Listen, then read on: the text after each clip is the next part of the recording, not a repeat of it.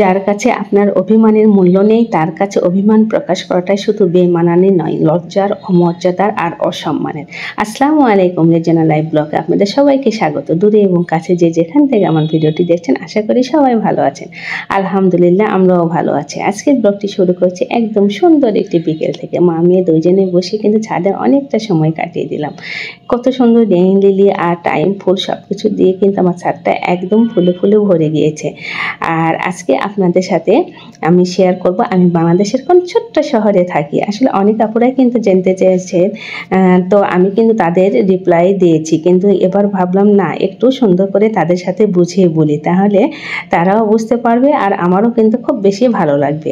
তো যিনি বা যারা আমার ভিডিওটি দেখছেন অবশ্যই একটা লাইক দিয়ে ভিডিওটি কন্টিনিউ করবেন আর চ্যানেলটি সাবস্ক্রাইব করে পাশে থাকা বেল বাটনটি প্রেস করে অল অপশান সিলেক্ট করে রাখতে পারেন। এতে করে আমি যখন কোনো নতুন ভিডিও আপলোড করব সঙ্গে সঙ্গে নোটিফিকেশান পেয়ে যাবেন আর আপনারা আপনাদের সময় সুযোগ করে দেখে নিতে পারবেন। আমাদের শহরটি একদম ছোট্ট কিন্তু খুব সুন্দর সাজানো গোছানো পরিপাটি আর অনেকটি ঐতিহাসিক স্থানে কিন্তু ভরপুর। জায়গাটির নাম বলতে পারবেন, আমাদের ছোট্ট শহরটির নাম হচ্ছে নওগাঁ জেলা। আমি নওগাঁ জেলায় একদম প্রাণকেন্দ্রে থাকি। যেমন প্রাকৃতিক সৌন্দর্যে ভরপুর তেমনি ঐতিহাসিক নিদর্শনে কিন্তু ভরপুর আমাদের এই নওগাঁ জেলাটা। ঐতিহাসিক বৌদ্ধবিহার পাহাড়পুর, তারপর হচ্ছে কুসুম্বা মসজিদ, রবীন্দ্রনাথের কুঠিবাড়ি, দুবলহাটি রাজবাড়ি, এছাড়া আম এবং ধানের প্রাচুর্যে ভরা কিন্তু আমাদের নওগাঁ জেলা। আমাদের নওগাঁ জেলাতে প্রচুর পরিমাণে আম হয়, ধান হয় আর তার সঙ্গে তো কিন্তু রয়েছে অসংখ্য ঐতিহাসিক নির্দেশনা। আর এই যে নতুন টাকাটা পেয়ে কিন্তু মাশাআল্লাহ অনেক বেশি খুশি লাগছে। 20 টাকা নোট আর 50 টাকা নোট। 20 টাকা নোটে কিন্তু এই যে আমাদের নওগাঁর সেই ঐতিহাসিক বৌদ্ধবিহার পাহাড়পুরের ছবিটি আছে, সেই জন্য আপনাদের সাথে একটু শেয়ার করলাম। আর নতুন কিছু পেতে কিন্তু আসলেই অনেক বেশি ভালো লাগে। তো তারপরে কিন্তু এই যে জয়রার বাবা সকালে কিন্তু এই ফলগুলো এনেছিল বাজারের সঙ্গে।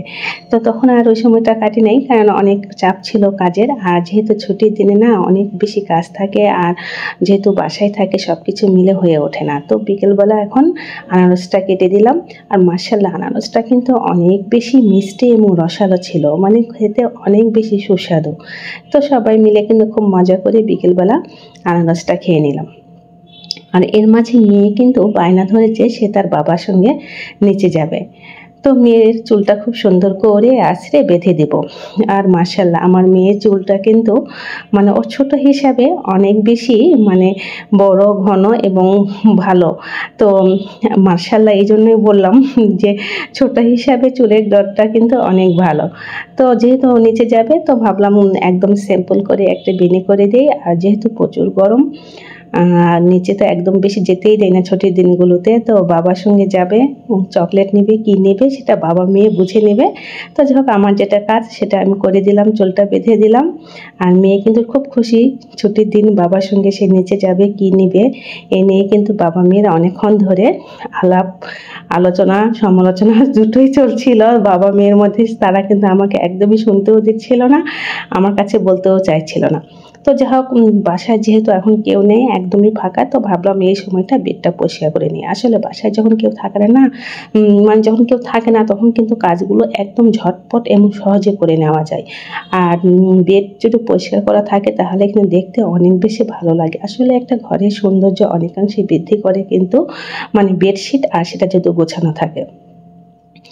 তো এভাবে কিন্তু 2 রুমের এই বেডগুলো একদম ঝটপট করে গুছিয়ে নিলাম, যেহেতু ওরা যেন বাইরে থেকে এসে একদম সিমসাম একটা ঘর দেখতে পায়। আর যেহেতু দুপুরবেলা সবাই শুয়েছিল অনেকটাই কিন্তু এলোমেলো করে ফেলেছিল সবগুলো রুমে, ছেলে মেয়ে বাবা।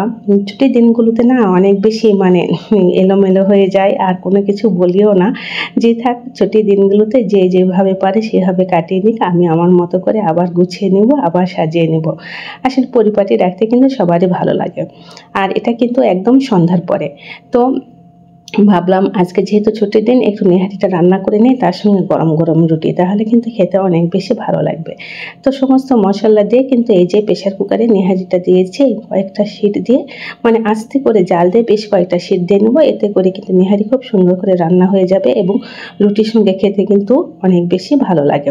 তো রাতের এই আয়োজনগুলো কিন্তু করতে ছুটির দিনগুলোতে একটু ভালো কিছু রান্না করতে, পরিবারের জন্য একটু সময় দিতে কিন্তু আমার খুব বেশি ভালো লাগে। তো এইভাবে কিন্তু এই যে কয়েকটা শীট দিয়ে তারপরে একটু নেড়ে দিয়ে আবার 2-3টা শীট দিয়ে নেব। এতে করে মানে খুব সুন্দর করে নেড়ে চেড়ে দিয়ে দেখা যায় যে আর কয়টা শীট দিলে বোঝা যাবে যে নেহারিটা একদম খাওয়ার জন্য পারফেক্ট। মাশাআল্লাহ, এই তো হয়ে গিয়েছে। তো ছেলের জন্য কিন্তু উঠিয়ে নিলাম। আর রুটিটা কিন্তু আমি অফ ক্যামেরায় বানিয়ে নিয়েছি, নিয়ে এখন খেতে দিয়ে দিব। তো আমার ভিডিওটি কিন্তু একদম ছোট হয়, আপনারা স্কিপ না করে পুরোটা দেখবেন আর অবশ্যই একটা লাইক দিবেন। একটা লাইক কিন্তু শেয়ারে কাজ করে আর আমার এই ছোট্ট পরিবারটিকে সামনে এগিয়ে যেতে সাহায্য করবে। আপনারা এভাবে পাশে থাকবেন, আপনাদের কাছে আমার বিশেষভাবে অনুরোধ রইল। তো যাই হোক, তারপরে কিন্তু মোটামুটি আমরা সবাই খেয়ে নিয়েছি। আর খাবার পরে যে কাজটা আমাকে প্রতিদিনই করতে হয়, রান্নাঘরটা একদম সুন্দর করে মুছে পরিষ্কার করে তারপরে কিন্তু আমি রান্নাঘর থেকে একদম বেরিয়ে যাই। মানে সুন্দর গোছানো ছিমছাম একটা কিচেন না, একটা গৃহিণী যেমন সুরুচির পরিচয় দেয় তেমনি কিন্তু এটা ভালো লাগার কাজ করে। সকালবেলা উঠে কাজ করতে যে কতটা ভালো লাগে, মনে একটা যেমন প্রফুল্লতা কাজ করে, চোখের একটা প্রশান্তি কাজ করে। তো এইভাবে কিন্তু সবকিছু পরিষ্কার করে রেখে গেলে দেখতে যেমন সুন্দর লাগে আর বিভিন্ন ধরনের রোগ জীবাণু থেকেও রক্ষা পাওয়া যায়। সংসারের কাজগুলো যদি মানে একটার পর একটা গুছিয়ে করে নেওয়া যায় না, তাহলে দেখবেন কিন্তু একদমই সময় লাগছে না। আর আসলে কাজগুলো করতে করতে আমরা না এমনভাবে অভ্যস্ত যে এমনিতেই কিন্তু আমরা মানে একটার পর একটা করে নিতে পারি, যে কোনটার পর কোনটা করতে হবে। এটা কিন্তু এখন একটা মুখস্থ বিদ্যার মতো হয়ে উঠেছে। আসলে সংসার একটা ভালো লাগার জায়গা, প্রশান্তির জায়গা, সুখের জায়গা, মায়ার জায়গা। এই মায়া অন্যরকম একটা মায়া।